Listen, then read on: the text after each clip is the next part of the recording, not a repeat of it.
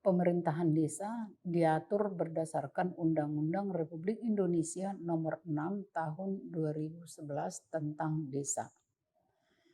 Secara jelas diatur pengertian desa itu menurut undang-undang ini adalah desa, pasal 1 ayat 1, desa adat atau yang disebut dengan nama lain, desa adalah kesatuan masyarakat hukum yang memiliki batas wilayah yang berwenang untuk mengatur dan mengurus urusan pemerintahan, kepentingan masyarakat setempat berdasarkan prakarsa masyarakat, hak asal-usul dan atau hak tradisional yang dilakukan dihormati dalam sistem pemerintahan Negara Kesatuan Republik Indonesia.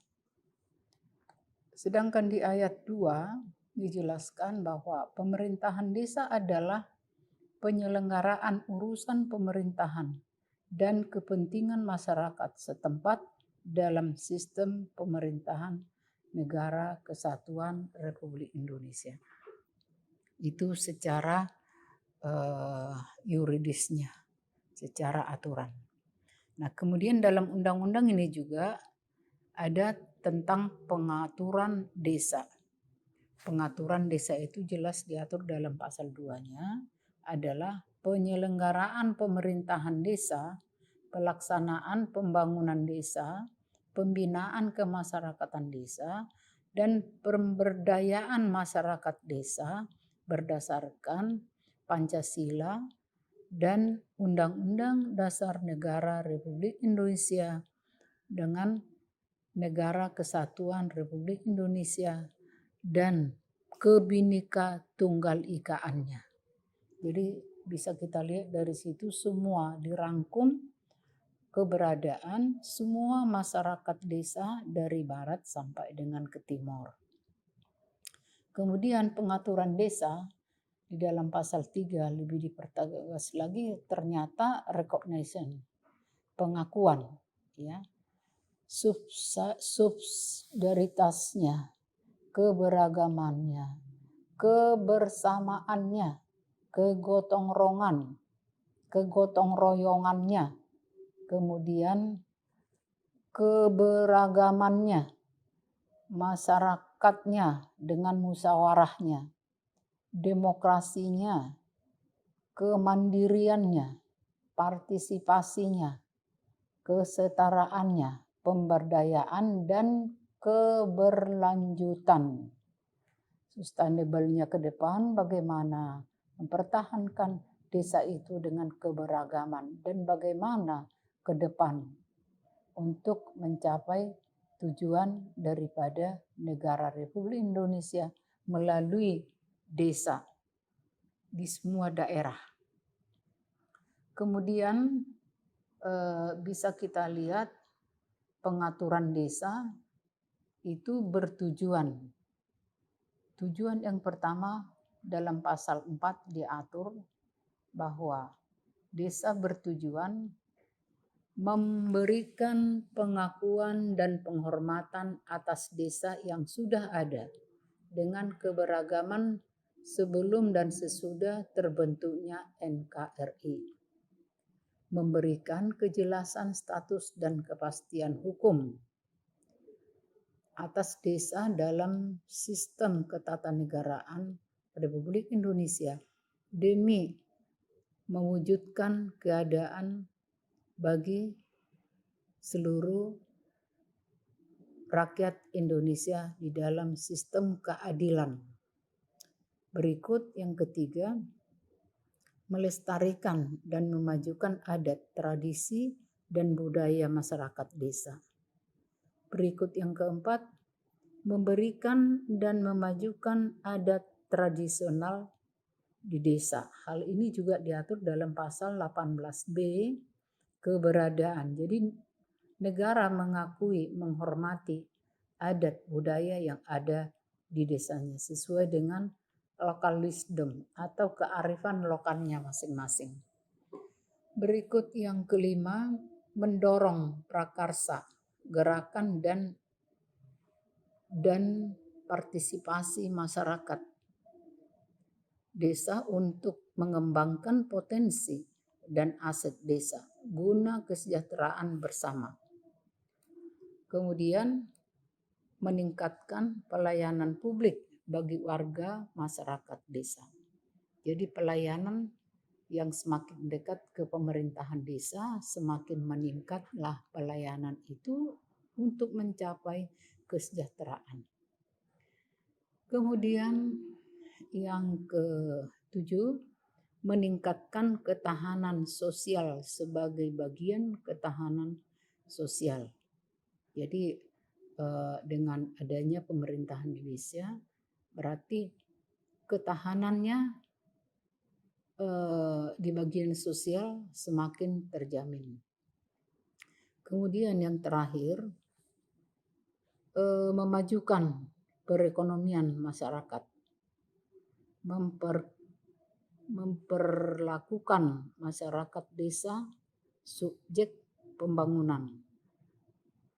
Jadi dengan adanya memperkuat masyarakat desa di dalam peningkatan pembangunan, secara otomatis desa itu bisa berkembang dari sisi perekonomiannya. Dengan otomatis semua desa-desa yang ada di negara Republik Indonesia itu bisa secara serentak bisa tercapai kesejahteraan masyarakat masing-masing desa secara adil. Itu yang dimaksud di dalam pengaturan desa itu di pasal 4 dijelaskan bahwa ada 8 tujuan dari pembentukan suatu desa. Nah, kemudian setelah diberi kewenangan kepada suatu kepala desa maupun kepala desa adat, dalam pasal 7 jelas diatur mengenai penataan desa. Ada beberapa hal sebagai penataan desa. Yang pertama adalah pemerintah provinsi dan kabupaten kota dapat melakukan penataan desanya masing-masing. Yang kedua, penataan berdasarkan hasil evaluasi tingkat perkembangan desa tersebut. Jadi penataan berdasarkan hasil evaluasi tingkat perkembangan desa tersebut berarti tidak sama antara desa yang satu dengan desa yang lain. Itu sangat sesuai dengan kondisi dan keadaan desa masing-masing. Kemudian yang ketiga, penataan bertujuan untuk mewujudkan efektivitas penyelenggaraan pemerintahan desa, mewujudkan efektivitas penyelenggaraan pemerintahan desa. Maksudnya segala sesuatu penataan yang ada di dalam satu desa dibuat secara efektif, hemat, baik itu dari aparat-aparatnya maupun penggunaan keuangan di desa tersebut. Kemudian yang B-nya, mempercepat peningkatan kesejahteraan desa. Mempercepat peningkatan kesejahteraan masyarakat di desa tersebut. Karena tujuan dari semua itu adalah untuk kesejahteraan masyarakat di desa. Yang ketiga, meningkatkan tata kelola pemerintah. Penataan ini bisa kita lihat ada beberapa hal, adalah 1, penataan tersebut melalui pembentukan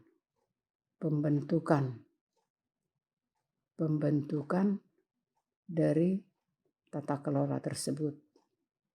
kemudian penggabungan, kemudian penetapan desa. Berikut penghapusan, bisa terjadi penghapusan kalau tidak efektif berjalan dengan baik. Jadi dihapuskan. Kemudian perubahan status. Perubahan status bisa desa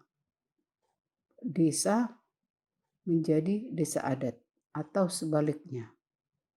Kemudian secara hukumnya pembentukan desa. Jadi ada beberapa hal yang kita lihat di dalam penataan desa itu yang harus disesuaikan dengan kebutuhan desa. Kebutuhan desa tersebut untuk mempercepat apa yang dimaksud tadi, peningkatan kesejahteraan masyarakat. Jadi harus semua desa-desa yang ada di kabupaten atau di kecamatan menurut undang-undang ini harus benar-benar diadakan penataan terhadap desa-desa, baik desa adat maupun desa, disesuaikan dengan yang berlaku di daerah setempat.